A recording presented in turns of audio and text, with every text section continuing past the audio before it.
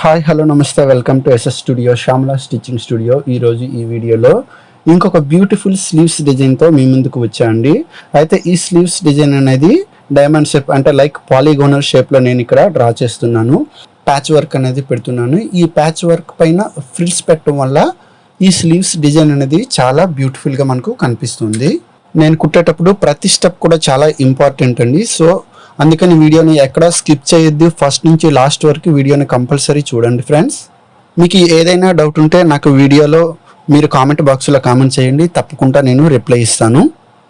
అయితే ఈ వీడియోకి సంబంధించిన మెజర్మెంట్స్ అనేవి వీడియో డిస్ప్లేలో ఉంటాయి, మీరు చూడొచ్చు. వీడియోలో చూపించినట్లు మెయిన్ ఫ్యాబ్రిక్, లైనింగ్ ఫ్యాబ్రిక్ ఒకదానిపై ఒకటి రివర్స్లో పెట్టి దానిపైన ఫ్యూజింగ్ పెట్టి ఈ విధంగా స్టిచ్ అనేది వేసుకోవాలి.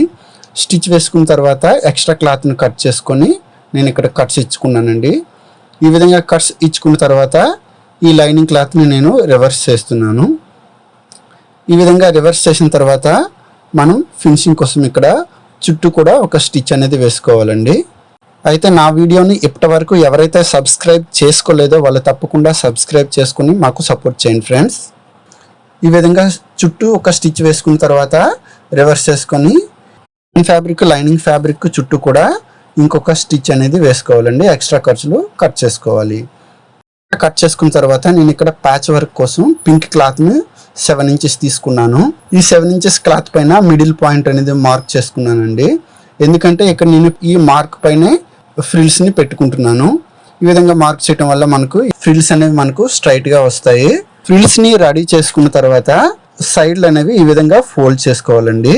ఫోల్డ్ చేసుకోవడం వల్ల మనకు ఒక మంచి డిజైన్ అనేది మనకు ఇక్కడ వస్తుంది.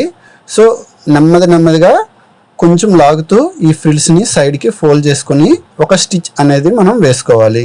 అదేవిధంగా రెండో వైపు కూడా ఫ్రిల్స్ని రెడీ చేసి మనం ఇక్కడ ఫోల్డ్ చేసుకోవాలి. అంటే మనం ఈ ఫ్రిల్స్ని మిడిల్లో ప్యాచ్ వర్క్ సరిపడా మనం ఫ్రిల్స్ని రెడీ చేసుకుంటే సరిపోతుంది ఫ్రెండ్స్.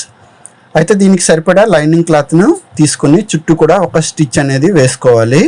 ఈ విధంగా మనం స్టిచ్ వేసుకున్న తర్వాత ఎక్స్ట్రా ఖర్చుల్ని కట్ చేసుకోవాలి. ఎక్స్ట్రా ఖర్చుల్ని కట్ చేసుకున్నాక ఇంతకు ముందు మనం రెడీ చేసుకున్న షేప్ ఉంది కదా స్లీవ్స్ది, ఆ షేప్ అనేది ఈ పింక్ కలర్ ప్యాచ్ వర్క్ పైన పెట్టి చుట్టూ కూడా ఒక స్టిచ్ అనేది వేసుకోవాలండి.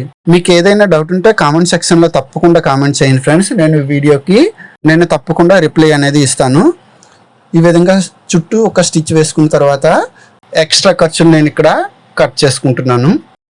ఈ బ్లౌజ్ యొక్క బ్యాక్ నెక్ డిజైన్ కూడా నెక్స్ట్ వీడియోలో అప్లోడ్ చేస్తున్నామండి. సో ఆ వీడియోని కూడా చూసి మాకు సపోర్ట్ చేయండి ఫ్రెండ్స్. ఈ విధంగా రెడీ చేసుకున్న తర్వాత పింక్ కలర్ క్లాత్ని తీసుకొని నేను ఇక్కడ పైపింగ్ అనేది వేసుకుంటున్నాను. ఈ విధంగా క్లాత్ని ఒకవైపు ఫోల్డ్ చేసుకొని ఒక స్టిచ్ అనేది వేసుకోవాలి. ఈ క్లాత్ని వీడియోలో చూపించినట్లు ఈ విధంగా పెట్టి ఇంకో స్టిచ్ అనేది వేసుకోవాలి. ఈ విధంగా వేసుకున్న తర్వాత థ్రెడ్ని తీసుకొని ఇక్కడ క్లాత్ని వెనక్కి మడుచుకుంటే పైపింగ్ అనేది చాలా నీట్గా వస్తుంది.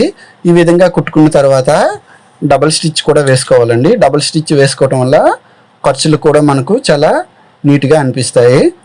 ఈ విధంగా స్లీవ్స్ రెడీ అయిన తర్వాత వీటి లుక్ అనేది మంచిగా కనిపించడానికి కోసం ఒక సన్నని లేస్ నేను ఇక్కడ తీసుకున్నాను.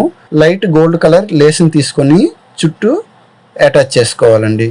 ఈ విధంగా అటాచ్ చేసుకోవటం వల్ల మనకు డిజైన్ అనేది చాలా బ్యూటిఫుల్గా మనకు కనిపిస్తుంది.